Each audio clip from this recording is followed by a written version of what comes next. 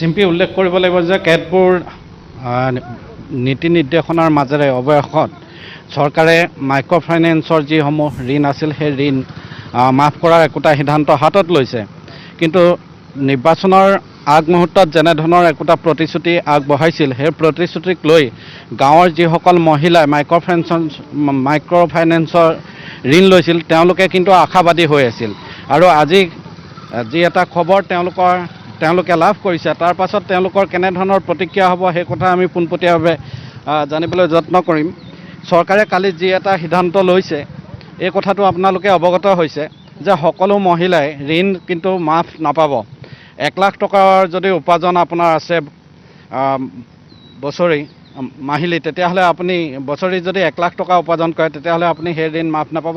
আৰু এটাতকৈ যদি অধিক ঋণ আপোনাৰ আছে তেতিয়াহ'লে আপোনাক ৰেহাই দিয়া নহ'ব। নমস্কাৰ, জয় জয়তে মাননীয় মুখ্যমন্ত্ৰী ডাঙৰীয়ালৈ আমি সকলো মহিলাৰ তৰফৰ পৰা আন্তৰিক অভিনন্দন জ্ঞাপন কৰিছোঁ। তেওঁ আপোনাৰ ইলেকশ্যনৰ আগত আমাক যিখিনি প্ৰতিশ্ৰুতি দিছিলে, সকলোৱে ঋণসমূহ পৰিশোধ কৰিম বুলি তেওঁ প্ৰতিশ্ৰুতি দিছিলে। এতিয়া তেওঁ বিভিন্ন কথাই আমাক আওৱা কৰিলে নহ'ব। আমাৰ ঋণসমূহ তেওঁ সকলোকে পৰিশোধ কৰি আমাৰ মহিলাসকলক কৃতাৰ্থ কৰে যেন তেওঁলোকে জুৰুলা হৈ পৰিছে। আমি সকলোৱে জুৰুলা হৈ পৰিছোঁ। আমাক আমাৰ লকডাউনত আমাৰ একো ব্যৱসায় বাণিজ্য নচলা হৈছে। কিছুৱে ধৰি লওক তামোল পাণ বিক্ৰী কৰিও আমি চলিবলগীয়া হৈছে। আমি মাইক্ৰ'ফাইনেন্সৰ পইচাসমূহ দিব নোৱাৰোঁ। তেওঁ যি নিৰ্বাচনৰ আগত প্ৰতিশ্ৰুতি দিছিলে সেইসমূহ পালন কৰিবলৈ আমাৰ ফালৰ পৰা অনুৰোধ জনাইছোঁ। যদি আপোনাৰ 25,000তকৈ বেছি হয় ঋণ তেতিয়াহ'লে আপুনিতো ৰেহাই নাপাব। তাৰ উপৰিও যদি 1 লাখ টকা উপাৰ্জন আছে আপোনাৰ পৰিয়ালত আৰু এজনতকৈ যদি বেছিকৈ ঋণ লৈ থৈছে তেতিয়াহ'লে আপুনি এইটো ৰেহাই নাপাব। হয়, মইতো এটা মাইক্ৰ'ফাইনেন্সতে আছোঁ। আমাৰতো কোনো লোক ধৰি লওক 3-4টাতো আছে। তেওঁলোকে কোনো কাৰণতে ঋণ পৰিশোধ কৰিব নোৱাৰে, কাৰণ আমাৰ লকডাউন, কাৰো একো ইনকম নাইকিয়া হৈ গৈছে। গতিকে তেখেতে আমাক যি পাৰে সহায় কৰি আমাৰ ঋণসমূহ পৰিশোধ কৰিব লাগে। চৰকাৰে যি এটা নতুনকৈ কথা কৈছে যে সকলোৱে ঋণ কিন্তু মাফ নহ'ব। মহিলাসকলে যেনেধৰণে ভাবি আছিল ঋণ ৰেহাই হ'ব, তাত কিছুমান চৰ্ত আৰোপ কৰি দিছে যে কোনসকলৰ ঋণ মাফ হ'ব। নমস্কাৰ, মুখ্যমন্ত্ৰীয়ে আমাৰ ইলেকশ্যনৰ আগত যিটো প্ৰতিশ্ৰুতি দিছিলে সেই প্ৰতিশ্ৰুতিটো এতিয়া ৰেহাই দিব লাগে। আৰু আমি দোকান দি খাওঁ, আমাৰ টেইলাৰ দোকান আছিলে। এতিয়া লকডাউন 2020 চনত যেতিয়া লকডাউন দি দিলে তেতিয়াবা আমাৰ দোকানখিনি ডাউন হৈ গ'ল। আমি এতিয়া ঋণ পৰিশোধ কৰিব নোৱাৰা হ'ল। গতিকে এই ঋণখিনি যদি মাফ কৰি দিয়ে আমি আৰু ভাল পাওঁ। আপোনাৰ কেইটা ঋণ আছে? মোৰ 3টা আছে। 3টা আছে। আপোনাৰ 3টা ঋণটো মাফ নহ'ব? বেছি নাই, কম আছিলে। এই লকডাউন হোৱাৰ কাৰণে দিব পৰা নাই। আগতে দি আছিলোঁ, এতিয়া দোকান বজাৰ নচলে কেনেকৈ দিম, খাবলৈ অসুবিধা হৈছে। চিম্পি উল্লেখ কৰিব লাগিব এই যিসকল মহিলা আছে গাঁৱৰ মহিলা, এওঁলোকৰ কিন্তু এগৰাকী কেইবাটাওকৈ লোন আছে। এগৰাকী মহিলাৰ কেইবাটাও লোন আছে নহয় জানো? আৰু চৰকাৰে নিৰ্বাচনৰ আগমুহূৰ্তত প্ৰতিশ্ৰুতি দিছিল যে মাইক্ৰ'ফাইনেন্সৰ ঋণ তেওঁলোকে ৰেহাই দিব। পোনপ্ৰথমে প্ৰতিদিন টাইমলৈ আমি ধন্যবাদ জ্ঞাপন কৰিছোঁ।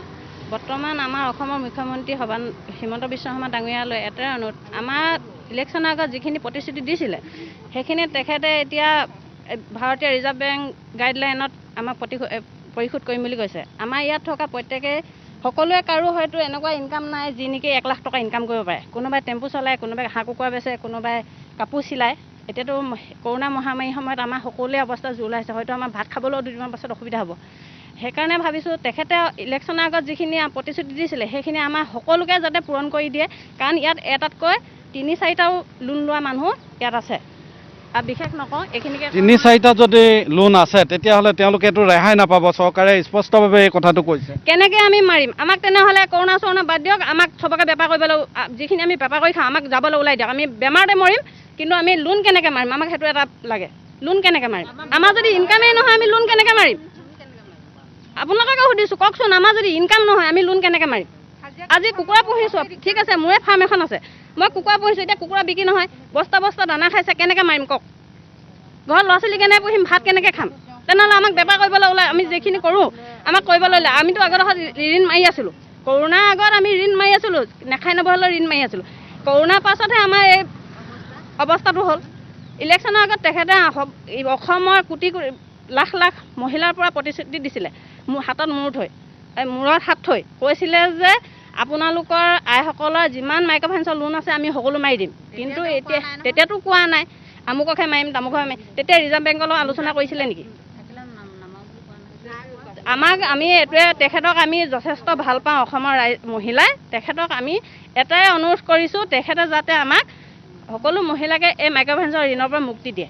আৰু 2 নম্বৰতে কথা এটা কওঁ, আমাৰ অৰুণোদয় নিচিনা আঁচনি নিদি সৰু সৰু ক্ষুদ্ৰ ক্ষুদ্ৰ প্ৰতিষ্ঠান যদি আমাৰ অসমত বহাই দিয়ে, আমাৰ এই অসমৰ মহিলাই কাম কৰি খাবলৈ ভয় নকৰে।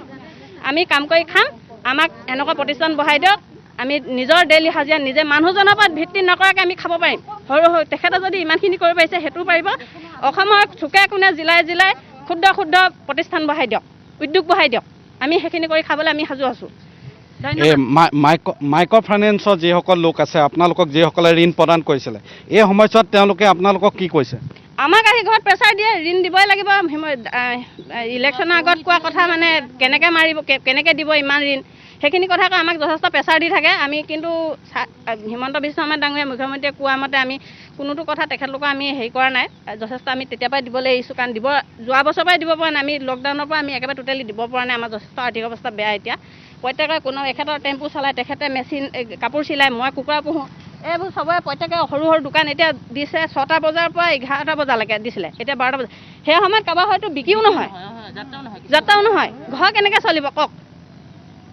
আমি এতিয়া গাঁৱত ঢেকীয়া কচু কিবা কিবি বিচাৰি ভাত খাই আছোঁ। আমাৰ অৱস্থাটো এবাৰতো তেখেতে বুজি পাওক।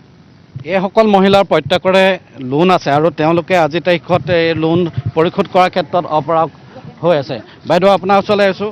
আপোনাৰ কেইটা লোন আছে? নমস্কাৰ। প্ৰথমতে মই প্ৰতিদিন টাইমলৈ দৰ্শকসকলে যি চাই আছে তেওঁলোকলৈ নমস্কাৰ জনাইছোঁ। আৰু আমাৰ এই মহিলাসকলৰ হৈ পিনি ক'বলৈ ওলাইছোঁ, আপুনি সোধা মতে মোৰ 3টা আছে। প্ৰত্যেকৰে মাৰি হৈছেগৈ বাৰু, 2-3টা কিস্তিকে আছে।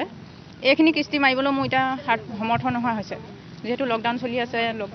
লকডাউনটো অলপ অসুবিধা হ'ল। তাৰপিছতে মাজতে 2টামান কিস্তি দিলোঁ, তাৰ কোনো ইনকমৰ বাট নাইকিয়া হৈ পৰিলে। আমিতো কিবা কিবি এটা হেৰি ধৰি লওক বেপাৰ বাণিজ্য কিবা এটা হাঁহ কুকুৰা পুহিম বুলিয়ে এইটো ঋণটো লৈছিলোঁ। সেইখিনি এতিয়া বিক্ৰী কৰিবলৈ জেগা নাইকিয়া হ'ল, বন্ধ হৈ গ'ল। লকডাউনত বন্ধ হৈ গ'ল। তাৰপৰা তেনেকুৱা কাৰণে আমাৰ এতিয়া বহুত অসুবিধা। এতিয়া 3টা যদি ঋণ আছে, তেতিয়াহ'লে আপুনিতো ৰেহাই নাপাব চৰকাৰৰ যিটো গাইডলাইন। ঋণত 30,000কৈ লৈছিলোঁ, 90,000 আছিলে। তাৰে মই 4-5টামানহে কিস্তি আছে, প্ৰায়খিনি কমিলে মোৰ। সেইকাৰণে মই অনুৰোধ জনাইছোঁ, আমাৰ মুখ্যমন্ত্ৰী ডাঙৰীয়া যেনেকৈ আমাক কথা দিছিলে আগত, ইলেকশ্যনৰ আগত, তেওঁলোকে যাতে আমাৰ মহিলাসকলৰ হৈ যেন অলপমান মাফৰ কথা চিন্তা কৰে। প্ৰত্যেকৰে ঋণক এটা ঋণ লৈছে, এইটো নাচাওক, যেন অলপমান সহায় আগবঢ়াওক, যাতে আমি অকণমান উন্নতি হ'ব পাৰোঁ, দেশৰ লগতে আমাৰ ৰাইজৰ উন্নতি হওক। যদি 1 লাখ টকা উপাৰ্জন হয়, তেতিয়াহ'লে আপোনাৰ ঋণটো মাফ নহ'ব। 1 লাখ টকা মানে এতিয়া আমাৰ চলিবলৈ অসুবিধা হৈছে। গোটত দিয়াটোতো বাদেই দিয়ক, নিজে খোৱা বোৱাই অসুবিধা হৈছে। কাৰণ কেলৈ, মানুহজনৰতো ইনকাম ইমান নহয়। আমিতো এনেকৈ টেম্পু চলায়ে খাই আছোঁ। টেম্পু আপোনাৰ 12টা বজালৈকে বন্ধই হৈ যায় ন। ৰাতিপুৱা ওলাই অহাৰ লগে লগে কেতিয়াবাতো আমাৰ বহনীয়ে নহয়। নিজে খাবলৈ অসুবিধা হোৱা মানুহগৰাকীয়ে মই কিস্তি কেনেকৈ দিম? কিস্তিটো দিবলৈ অসুবিধা হৈছে। কাৰণ কেলৈ, আপোনাৰ মুখ্যমন্ত্ৰীয়ে কৈছিলে যে 3টালৈকে আমি গোট মাৰি দিম, 3টালৈকে মাৰি দিম বুলি কোৱাৰ কাৰণেতো আমিতো দিয়া নাই কিস্তি।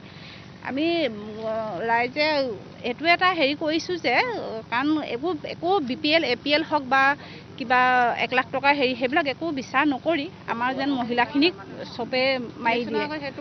ইলেকশ্যনৰ আগততো সেইটো কোৱা নাছিলে, কোনো BPL APL কথা কোৱা নাই। আৰু কাৰোবাৰ 1 লাখ 2 লাখ সেইবোৰতো কোনো উল্লেখে কৰা নাছিলে। মাত্ৰ মাইক্ৰ' ফাইনেন্সৰ আমি ঋণ মাফ দিম বুলি কৈছিলে। সেইকাৰণে আমি অনুৰোধ জনাইছোঁ, যাতে আমাৰ সকলোখিনি কাম তেওঁলোকে সমাধা কৰি পিনি দিলে মহিলাসকল বহুত উন্নত হ'ব। সেইটো আশা কৰি আমি সকলো মহিলা গোট খাইছোঁ ইয়াত।